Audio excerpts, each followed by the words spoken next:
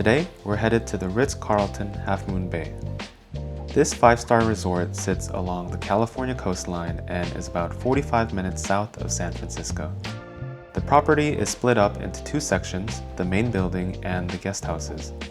The main building holds most of the hotel rooms and has convenient access to the majority of the resort's amenities. The guest houses are a little more secluded, about a 5-minute walk from the main building, and have easier access to the outdoor amenities. Upon arrival, we were greeted by a security guard at the entrance gatehouse who checked to see if we had a reservation.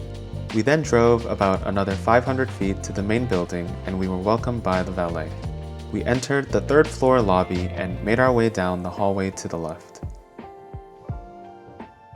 past the concierge desk and finally to the check-in counter with a live stream of the coast.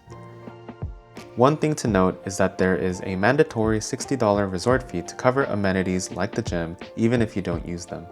The only one I really got to use was the glass of wine at check-in. The valet cost is also pretty steep at $68, but if you happen to stay at one of the guest houses, then there's complimentary self-parking available. The room itself is about 450 square feet, with an outdoor terrace adding an additional 65 square feet. These rooms come with either 1 king bed or 2 queens, but we opted for the 1 king.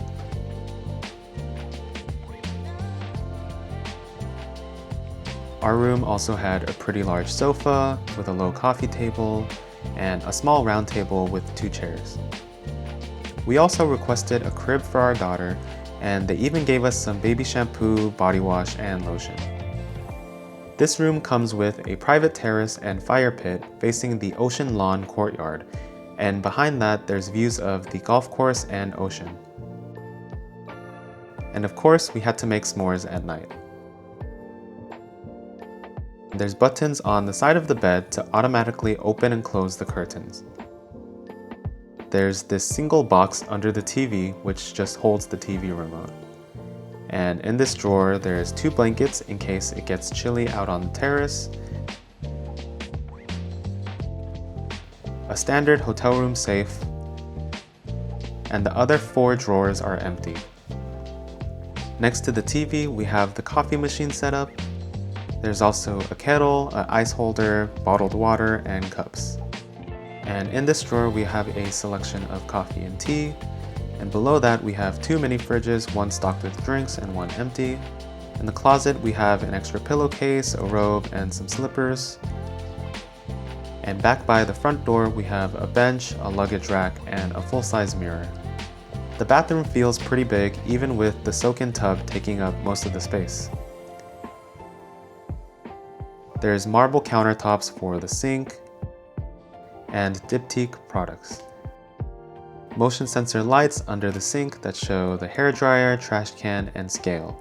Behind the door on the left of the sink is the toilet, and we have a stand-in shower as well, with even more diptyque products.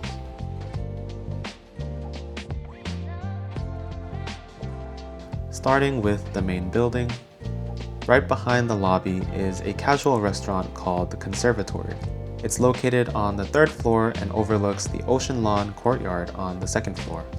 There's also a fine dining restaurant called the Navio further inside on the right. Making our way downstairs, we can see a bunch of the terrace fire pit rooms like the one we stayed in. And there's another restaurant here called the Ocean Terrace. Directly to the right of the Ocean Terrace restaurant, we have the gym. Honestly, pretty small and underwhelming, but I was here to relax, so I didn't really care. Apparently there's a spa and gift shop as well. Walking over to the guest houses. On the outside, they look more like little cabins, but their interiors are basically the same as the rooms in the main building. And again, if you book these rooms, they come with free self-parking. These rooms are closer to the Colony Club recreation area, which has tennis courts, pickleball courts, a basketball court, a multi-purpose room for yoga classes, an indoor lap pool, and a lawn with games like cornhole set up. And of course, surrounding the whole property, we have the 36 holes of the golf course.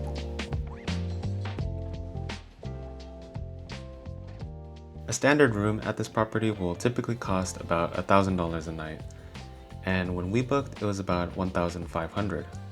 Now I know that's a ridiculous amount of money for a one-night stay, so I decided to book with Marriott Bonvoy points instead, and that came out to 112,000 points.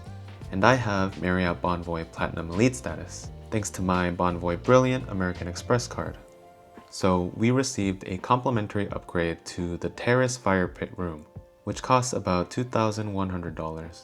So yes, it was a large amount of points, but I'm satisfied with my redemption because I got a pretty good cents per point rate and I got to stay at a very nice property that I probably never would have been able to otherwise. Overall, this was a very enjoyable stay and my family had a great time. The highlights were definitely the beautiful coastline view and the private fire pit, but I do think this was a one and done experience. Whether you're paying with cash or with points, it's gonna cost you a lot, so it's not something that the regular person can do all the time.